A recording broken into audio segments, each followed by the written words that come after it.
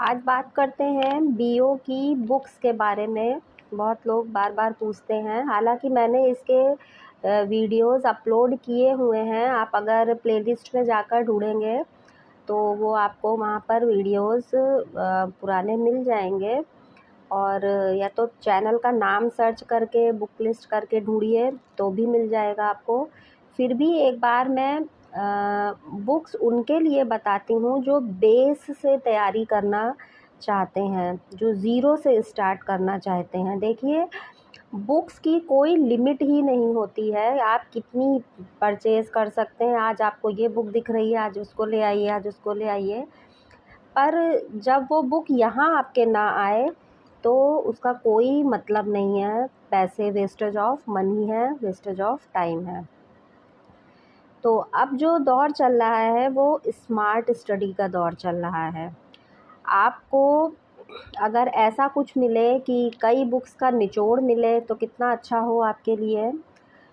तो थोड़ा सा स्मार्ट स्टडी करना शुरू करिए। फिर भी जो ज़ीरो से स्टार्ट करते हैं, जिनको लगता है कि मुझे मेरा बेस बिल्कुल भी स्ट्रॉन्ग नहीं है, तो मुझे कैसे ऐसे कॉम्प्रिहेंसिव स्टडी शुरू करूं कि प्री और मेंस एक साथ दोनों तैयार हो जाए।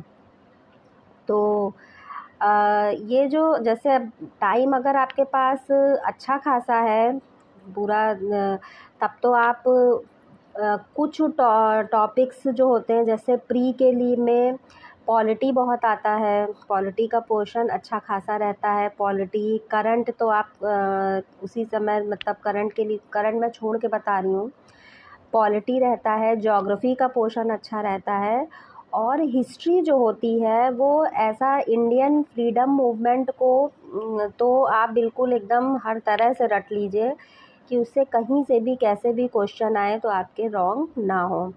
बाकी जो एंशियंट हिस्ट्री रहती है वो बड़ी ही अजीब तरीके की आती है कि चाहे आप जितना भी हिस्ट्री पढ़ लें, बहुत मुश्किल से वो क्वेश्चंस सॉल्व हो पाते हैं। कभी क्रोनोलॉजी पूछ ली जाएगी तो इतना नहीं कोई ध्यान से कि एकदम कौन कौन से सारे वॉर आपको रटे ही हों, तो उसको स्किप भी किया जा सकते हैं ऐसे क्वेश्चन। पर आपको इन जो हिस्ट्री का कुछ पोर्शन होता है जिस पे आपको कमांड होनी चाहिए, जैसे इंडियन फ्रीडम मूवमेंट आप इतने अच्छे से पढ़ लीजिए। आप मार्केट में जाएंगे तो कई बुक्स इसकी सिर्फ इंडियन फ्रीडम मूवमेंट की ही नाम से ही आती हैं।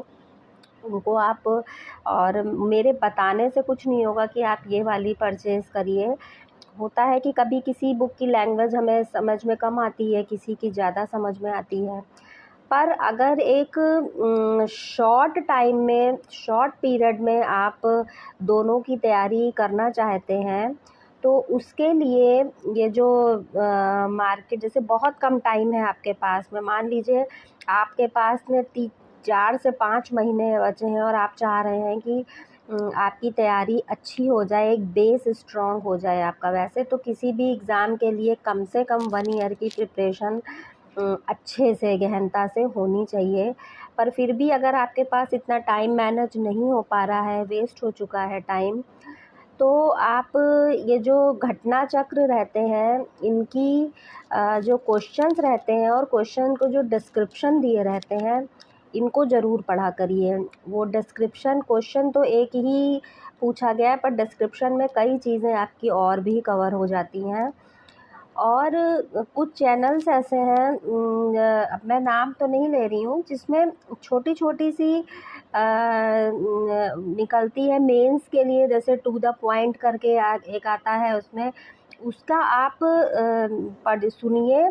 करंट टॉपिक्स भी रहते हैं, उसको नोट करते जाइए। ये बहुत ही बेनिफिशियल होता है। आपका पूरा करंट प्रिपेयर हो जाता है, उस करंट से रिलेटेड पिछली हिस्ट्री भी आपकी प्रिपेयर हो जाती है।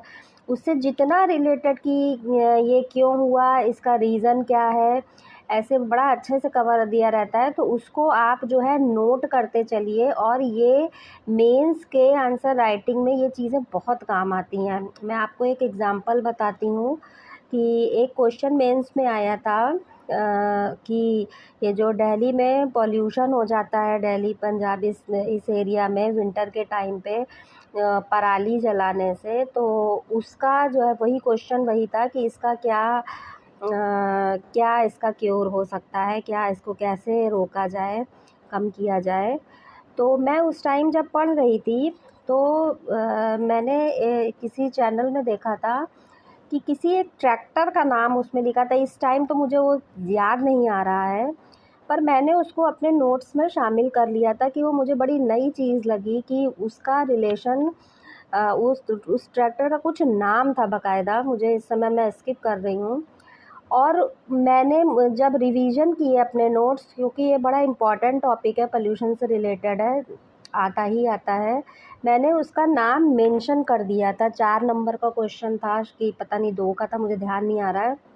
और मैंने उस ट्रैक्टर का नाम मेंशन कर दिया था कि इससे जो है, और वो तो सोचिए कितना अच्छा इम्पैक्ट पड़ेगा। तो ये जो छोटी-छोटी चीज़ें होती हैं ना, जब आप नोट्स बनाते हैं, कुछ भी आपने सुना उसको आपने लिख लिया और उसको रिवीजन में मेंस का एग्ज़ाम देने आप जा रहे हैं, तो आप अगर वो छोटे-छोटे पॉइंट्स खुद के लिखे हुए, क्योंकि इतनी कोचिंग चल रही है, इतने चैनल्स चल रहे हैं, जब तक आप अपना खुद का उसमें कुछ नहीं डालेंगे, तब तक आपको औरों से अधिक नंबर नहीं मिल पाएंगे। तो ये करना शुरू करिए कि अभी से आपको जहाँ पर न्यूज़ में या न्यूज़पेपर में एनालिसिस कोई सुन रहे हैं, तो कुछ ऐसी चीज़ें जो आपको लगता है कि ये बड़ी ही टिपिकल सी है, बड़ा ही आपको उस समय लगा, पर क्योंकि बाद में फिर भूल जाता है दिमाग, तो उसको नोट कर लीजिए, सर्कल कर लीजिए, और जब आपका कभी मेंस का एग्ज़ाम देने जा रहे हैं, उसको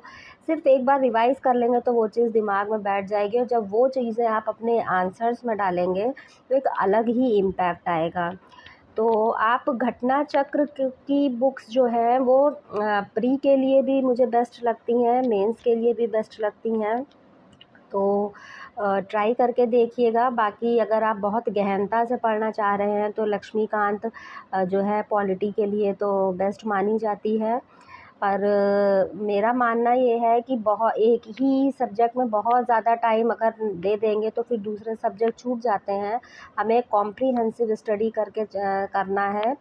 और दूसरा, ज़्यादा से ज़्यादा, जैसे अगर हम प्री का एग्ज़ाम देने जा रहे हैं तो जितने ज़्यादा हम टेस्ट सीरीज़ सॉल्व करें। अगर आपको टेस्ट सीरीज़ ऐसा लगता है कि आप ने पढ़ा नहीं है तो कैसे नहीं, तो आप पहले उनका एक्सप्लेनेशन देख लीजिए, उसके बाद उस टेस्ट को सॉल्व करिए। आपका वो पूरा, मेरी मानिए, पूरा टॉपिक तैयार हो जाएगा आपका।